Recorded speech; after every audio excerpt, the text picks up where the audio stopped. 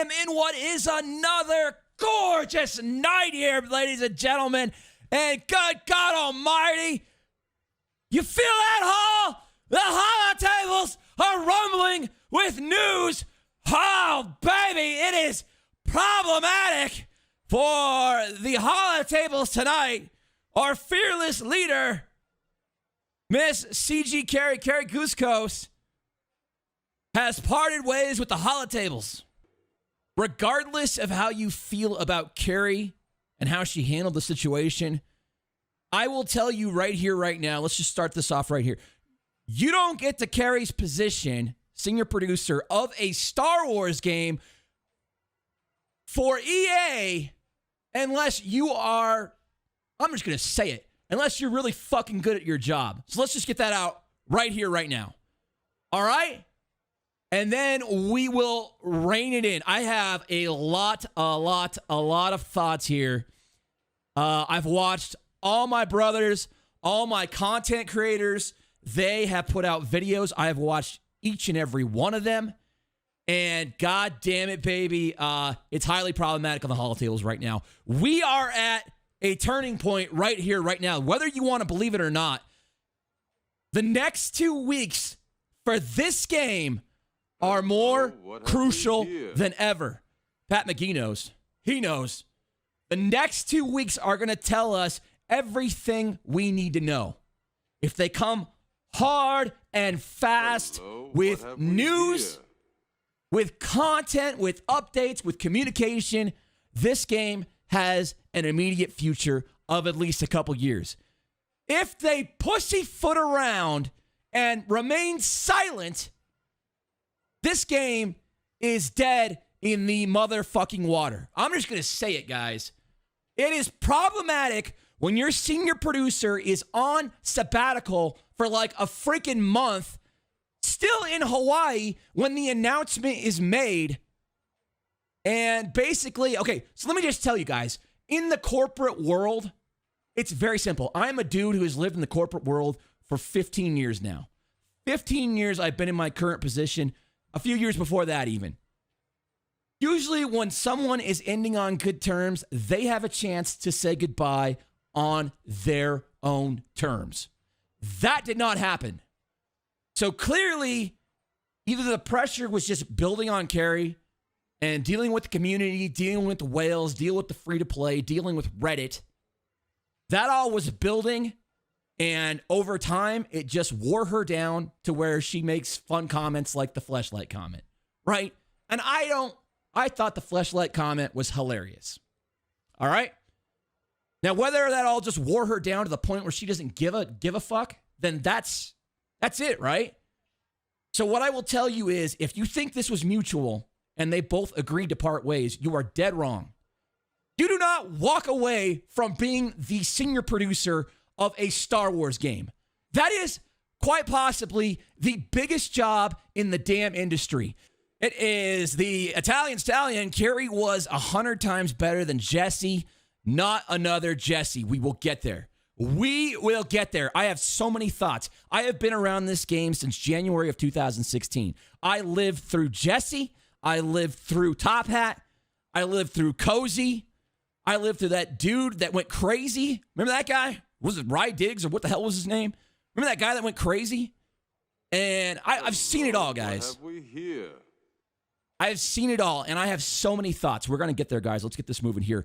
Hoping strong voices like yours can help them guide the community so that messy situations like this become less common and the game stays healthy. Guys, I'm just going to give you a teaser right now. This is not on Kerry. This is on Electronic Arts or Capital Games, or maybe it is on Kerry for not asking for more help. You have the motherfucking Star Wars title and you put lackluster team support around it. Goddamn, baby, if I was in charge, I will tell you right now, I would have 3 teams constantly working on new raids. 1 team working on game modes. You have the Star Wars license in a mobile game. You've blacked out the entire mobile gaming. You've blacked out Star Wars across all of games except for 2 games, Battlefront and Galaxy of Heroes. You've locked every Star Wars fan into those 2 games. And you're going to throw an undersized staff at making content for those games. Battlefront gets all this love. Star Wars Galaxy of Heroes should have had 3 raids. A team doing, one team doing one raid, another team doing another raid, another team. Every quarter, a damn new raid coming out with freaking new game mode in the 4th quarter. How hard is this? You have the Star Wars license. This is beyond me how we're at this point right now. And guess what, guys? They haven't announced shit to succeed Star Wars Galaxy of Heroes. Who is the successor here? I don't know. I'm freaking furious right now. And if you guys are going to put it all on Kerry, it is not on Kerry. It is on EA for understaffing this game and understaffing this project and cutting corners. We have no other alternatives here, guys. No other. I've had it, man. Guys, I don't know. I'm sort of pissed right now. I'm pissed that we have 2 Star Wars games. And they've just locked us into these 2 games, both of which were supposed to be pay-to-play models, pay-to-win models, pay-to-advance models, whatever the hell you want to call it. Both of them were designed to be that way. People freaked out about Battlefront, and they backed off. Star Wars Galaxy of Heroes remain that way. I'm fine. But here's the thing that they've missed on. They completely missed. I am a white male who is 40 fucking years old. All right? Hello, what they have priced me out of this game. I have a job, a career, and I have disposable income. They have made the pricing on this game absolutely so insane. I have been priced out. And the final straw, guys, the final straw was that stupid $100 pack for the 3 Gear 13 pieces. That was it for me. I'm like, this is ridiculous. This is so stupid. What have we here? It's not paying for new content, paying for a new character. It is paying to stay with to stay up with your peers, paying to stay up with the race. That is garbage. Garbage. I'm sorry.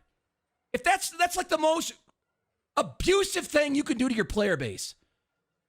And it took everything in my body as a content creator for this game to not buy that pack. And I didn't. And it's all I have left of my freaking like gaming soul or whatever is that I didn't shell out for the stupid $100 pack. That is ridiculous. So I don't know if Kerry was responsible for that. I don't know if that came from the top as a last chance to just gouge the whales. I don't know. That is absolute insanity. So here is the question that I just read this over on Twitch. It comes in from Tommy. Tommy 1 and 2. So here's the question of the night. How would you change things from now on? I don't think you can. And I hate to be the negative guy. We are 4 years in on a mobile game that is built around exploiting gambling, predatory practices. We are 4 years in on that model. Anybody that's been burned by this and sunk the amount of cash, I mean, I've sunk $3,500 in this game because I have a channel. Anybody that has gone down that road ultimately end up where we are today, right here, right now, will not do it again. So where are we at right now? I would not be shocked if something is announced and out by episode 9, a different game, different Star Wars mobile game altogether. Or we're writing this out to the end of episode 9, and it's the end of the new trilogy. What have we here? And we are on to something else at that point. I don't know if you can fix it, short of cutting the prices like 70%. I like the sound of that. Thank you for the donation. Short of just cutting the prices, slashing prices across the board, putting out new fucking content. How hard is this? Like, I don't need to do the stupid tank raid. I don't need to do the Rancor. I have literally done those 2 game modes for years. I don't need to do it. If you wanted a simple lift, where are these mythic versions of these raids? There is nothing to do with my $3,500 worth of characters. Short of Grand Arena, there is nothing to do. And guess what? You broke the matchmaking, so now it's even more stupid. It's just, I don't know if you can fix it. I don't know if you can fix it, but goddamn am I angry about it right now. It's not on Kerry, guys. It is not all on Kerry. Kerry did the best she could. If anything is on Kerry, it's that she did not demand for more help, a larger team. This is Star Wars, and you've turned off all other ways for people to enjoy Star Wars except for one console experience, one console/PC experience, and the phone game. You've turned everything else off. And they have some strawman team that's only able to put out content once every 3 months. I mean, guys, the Sith Raid came out like a year ago, and we got GAC, and we got this crappy, like, territory battles. I'm sorry, guys. I'm not a fan of territory battles. It's such lazy game design with territory battles. Everything has 500% tenacity, so all those characters you leveled up and geared up, and all those mechanics, and all those debuffs that you know, and that you intricately theorycraft around, fuck it. It doesn't matter. None of it matters. The territory battle should not have taken this long to make. I mean, what are they doing over there? Do they have like literally 15 people in the studio that make content? I don't understand. And here's the other thing. I'm going to just get to it right now. I gave Kerry, so my experience with Kerry has been, I was going to college back in the day, and Kerry was on GameSpot. Kerry was funny. She was smart. Her humor was on point. She still has all those qualities. I used to listen to Kerry on my commute, on the train, down to campus once a week, every week. The the hotspot would come out. So I had a shit ton of respect and admiration for Kerry. And I still do. I still think she maintains those qualities. And as I mentioned at the top, you not get in her position without being really, really good at your job. The point I was trying to make here, guys, sorry, I'm a little pissed off right now. I gave Capital Games everything. What have we here? I gave them my undying support. I evangelized their game for over almost 2 years now. And only when shit was really messed up did I say, yo, guys, this is a problem. I told Kerry many times I was a fan of hers, that I listened to her back in the day, and I tried my hardest to be welcomed by Capital Games. Capital Games never cared about me or my channel. The guy who got me into the Game Changer program, Nick, he was my only advocate. He was my only supporter. They only cared about Arnold and Mobile Gamer.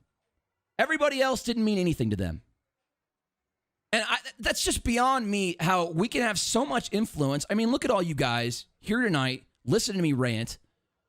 They never cared. They never reached out. They never tried to utilize a advocate like myself the right way.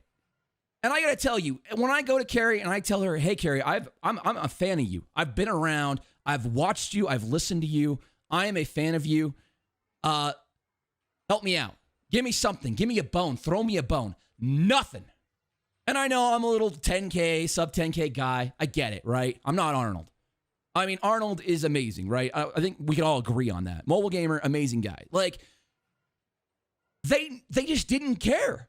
And how disheartening is that, to be a huge fan of this game, to be a huge fan of Star Wars, and they don't give a rat's ass. Like, they think that we're out to get them. They think that we're out to make their product suck and have them fail. Well, here's the big secret, guys. We need their product to be good so we can have content to cover a freaking game. It just blows my mind how you hear about all these other game studios that embrace content creators. I mean, my man Micro getting flown out to the Ukraine to cover Raid. That is awesome. I've done nothing but support their game, and they could give two shits about that. That is a problem. And I don't know if that's just a feeling from certain individuals at the studio that hey, Arnold and Mobile pissed us off, so everybody's a bad guy.